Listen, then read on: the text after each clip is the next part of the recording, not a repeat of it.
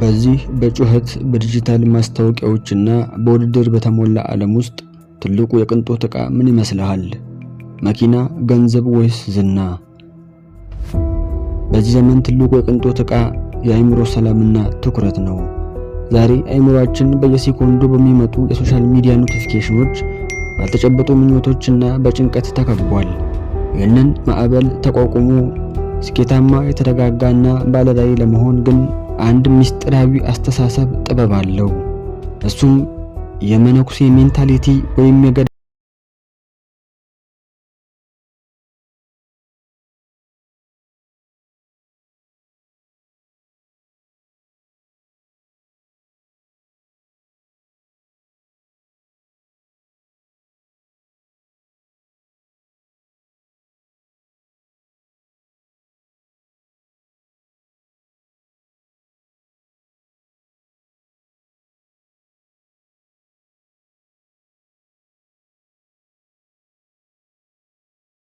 ዝምታና ራስን መመልከት The Law of Silence and Solitude። በገዳማዊ ሕይወት ውስጥ የአምልኮ ዝምታ ኖቤል ሳይለንስ የሚባል ትልቅ ሕግ አለ። መነኮሳት ያለ አስፈላጊ ምክንያት አይናገሩም። ለምን ይመስልሃል? ቃላትን በቆጠብክ ቁጥር የአእምሮ ጉልበት አይባክንም። ዝምታ ወይም አርምሞ በአባቶች በገዳም የሚጠቀሙት ታላቅ ኃይል ነው። በሳይኮሎጂ ውስጥ ዶፓሚን ዲቶክስ ወይም ሴንሰርሊ ዲፕሪቬሽን የሚባል ጽንሰ ሐሳብ አለ። አእምሮአችን ከውጭ የሚመጡ ማነቃቂያዎችን ሃይፐር ስቲሙሌሽን ሲያጣ ወደ ውስጥ ማየት ይጀምራል። ዛሬ እኛ ዝምታን እንፈራዋለን። ብቻችንን ስንሆን የሚሰማንን ጭንቀት ለመሸሸግ ስልካችንን እንከፍታለን። ነገር ግን ሳይኮሎጂ እንደሚናገረን ፈጠራ ወይም ክሬቲቪቲና ታላላቅ ውሳኔዎች የሚወለዱት በዝምታ ውስጥ ነው።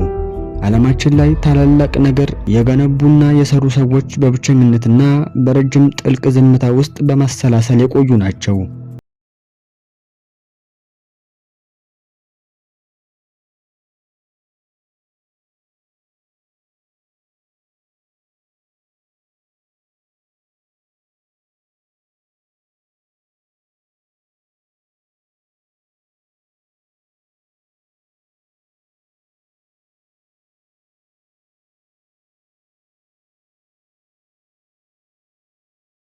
አእምሮ ውስጥ የሚመላለሱትን ሐሳቦች ልክ እንደ ደመና ዝም ብለህ ታዘባቸው እንጂ አትጋደላቸው።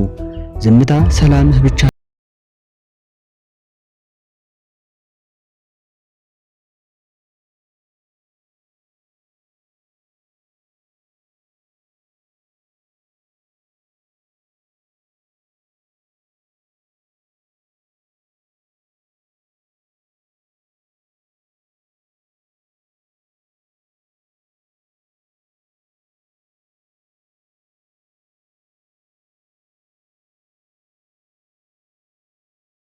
የለም።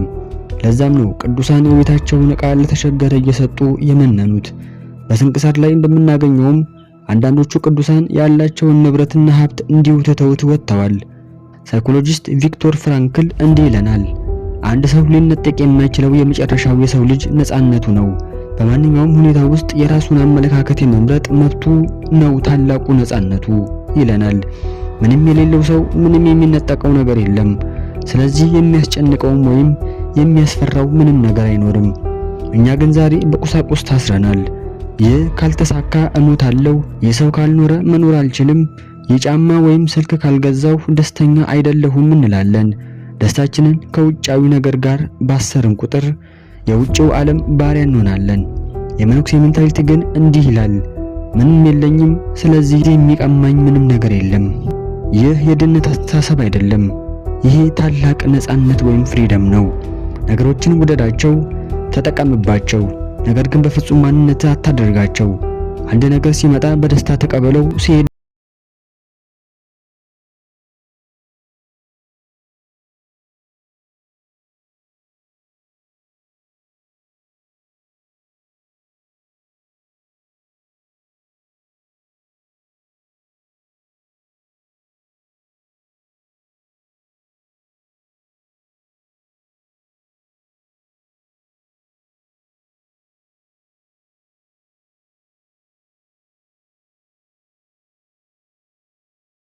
ሌሊት የደውል ድምጽ ሲሰማ ሁሉም ይነሳል። ጸሎቱ፣ ስግደቱ፣ ስራው ሁሉ በሰዓትና በስርዓት የተደነገገ ነው። ይህንን ሳይኮሎጂ ኢምፕሊሜንቴሽን ኢንቴንሽን ወይም በዲሲፕሊን መመራት ይለዋል። ስሜት ተለዋዋጭ ነው። ዛሬ ደስተኛ ነህ፣ ነገ ደግሞ ትከፋለህ።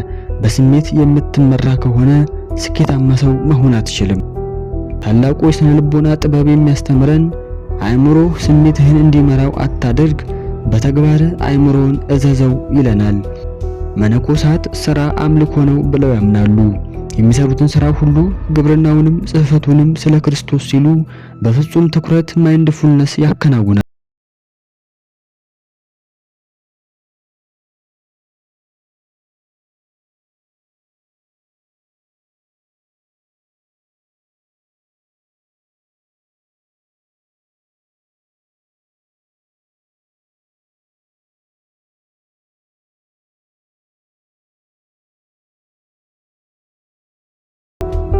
ሕግ 4 ትህትና እና የኢጎ መሞት humility and the ego death። በገዳም ውስጥ ትልቁ ጠላት ሰይጣን ብቻ አይደለም፣ እኔነት ወይም ኢጎ ጭምር ነው። መነኮሳት ራሳቸውን ዝቅ ያደርጋሉ፣ በትህትና ይኖራሉ። ዘመናዊው ዓለም ግን ኢጎህን እንድታሳብጥ ይገፋፋሃል። እኔ ከማንም እበልጣለሁ፣ እኔ ልክ ነኝ፣ እኔን እዩኝ እንድንል ያደርገናል። ይሄ ግን የውስጥ ሰላምን ያጠፋል፣ ሰዎችን ያርቃል። በሳይኮሎጂ ጥናት መሰረት ከፍተኛ ኢጎ ያላቸው ሰዎች ለጭንቀትና ለንዴት የመጋለጥ እድላቸው ከፍተኛ ነው። ምክንያቱም ዓለም ለነሱ ዕውቅና እንድትሰጥ ዘውትር ይጠብቃሉ። የትህትና መንፈሳዊ ምስጢር ግን ራስን ዝቅ አድርጎ ትልቅን ምስል ማየት ነው። እኔ የዚህ ታላቅ አጽናፈ ሰማይ እና የፈጣሪ ሥራ ጥቂት አካል ነኝ ብለህ ስታስብ በትከሻ ላይ ያለው የኩራትና የጭንቀት ስብስብ ይወርዳል። ትህትና ደካማነት አይደለም፣ ይልቁንም ማንም ሊሰብረው የማይችለው ጥልቅ በራስ መተማመን ነው።